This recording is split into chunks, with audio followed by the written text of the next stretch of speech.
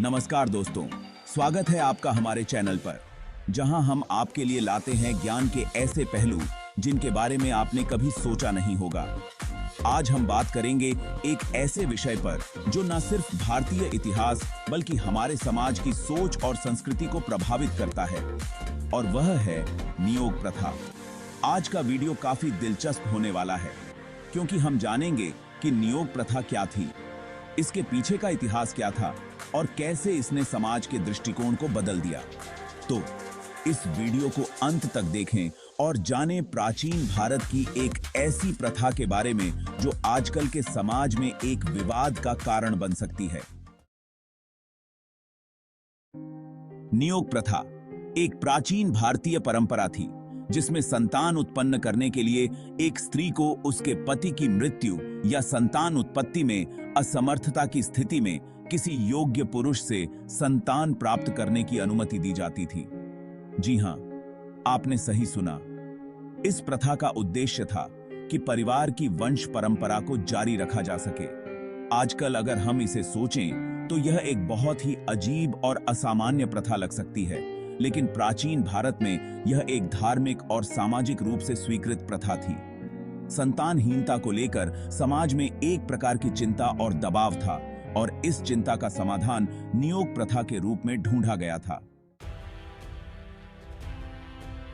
अब सवाल यह उठता है कि इस प्रथा की शुरुआत कहां से हुई। अगर हम इतिहास की बात करें तो इसका सबसे प्रसिद्ध उदाहरण महाभारत में मिलता है। महाभारत में पांडु, जो कि एक महान राजा थे, श्रापित हो गए थे और इसलिए वे संतान उत्पन्न करने में असमर्थ थे। यहाँ पर पांडु की पत्नियां कुंती और माद्री ने नियोग प्रथा का सहारा लिया। कुंती ने भगवान सूर्य, पवन और धर्मराज से संतान प्राप्त की। इसके परिणाम स्वरूप जन्मे पांडव, जो महाभारत के महान नायक बने।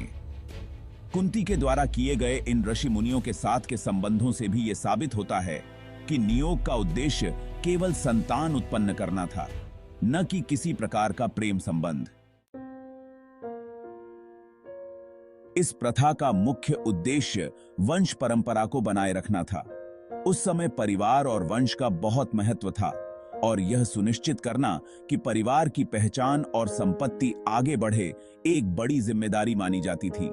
नियोग प्रथा के तहत किसी स्त्री को एक ऐसे पुरुष के साथ संतान उत्पन्न करने की अनुमति दी जाती थी जो समाज में सम्मानित और योग्य हो। इसे एक धार्मिक कर्तव्य माना जाता था ताकि परिवार का वंश न रुक सके। इसके अलावा यह प्रथा महिलाओं के लिए भी एक आश्वासन का काम करती थी, क्योंकि अगर उनका पति संतान उत्पन्न करने में असमर्थ होता था तो उन्हें परिवार और समाज में अपमान का सामना नहीं करना पड़ता था। अब बात करते हैं नियोग प्रथा की प्रक्रिया की। इस प्रथा में एक महत्वपूर्ण बात यह थी कि इसमें स्त्री की सहमति अनिवार्य थी। यह किसी प्रकार की बलात्कारी प्रथा नहीं थी। महिला का इस प्रक्रिया में सक्रिय रूप से शामिल होना जरूरी था। इसके बाद एक योग्य पुरुष का चयन किया जाता था। वह पुरुष आमतौर पर किसी ज्ञानी या उच्च श्रेणी के व्यक्ति होते थे जिन्हें समाज में आदर्श माना जाता था। यह पुरुष समाज के लिए आदर्श और सम्माननीय होते थे ताकि परिवार की प्रतिष्ठा बनी रहे। समय के साथ समाज में बदलाव आया और नियोग प्रथा धीरे धीरे समाप्त होती गई। आजकल इस प्रथा का कोई स्थान नहीं है। संतान उत्पत्ति के लिए अब परिवार के पारंपरिक तरीके होते हैं, और अब इसे एक ऐतिहासिक प्रथा के रूप में ही देखा जाता है। आज के समाज में हम यह मानते हैं कि संतान उत्पत्ति के लिए पुरुष और महिला के बीच एक संपूर्ण और प्रेमपूर्ण संबंध होना चाहिए, और अगर किसी को संतान नहीं हो पाती तो चिकित्सा विज्ञान ने कई उपाय सुझाए हैं, जैसे आईवीएफ और आधुनिक मेडिकल उपचार। दोस्तों, नियोग प्रथा के बारे में जानना वाकई एक दिलचस्प अनुभव था, है ना? यह प्रथा हमारे प्राचीन समाज का हिस्सा थी और इसने समाज के सामाजिक और धार्मिक दृष्टिकोण को प्रभावित किया। हालांकि आज के समय में यह प्रथा पूरी तरह से समाप्त हो चुकी है। अगर आपको यह वीडियो पसंद आया हो तो कृपया लाइक और सब्सक्राइब जरूर करें। साथ ही इस पर अपने विचार कमेंट में हमारे साथ साझा करें। क्या आपको लगता है कि इस प्रथा का समाज पर सकारात्मक प्रभाव पड़ा था या फिर यह एक अनावश्यक परंपरा थी?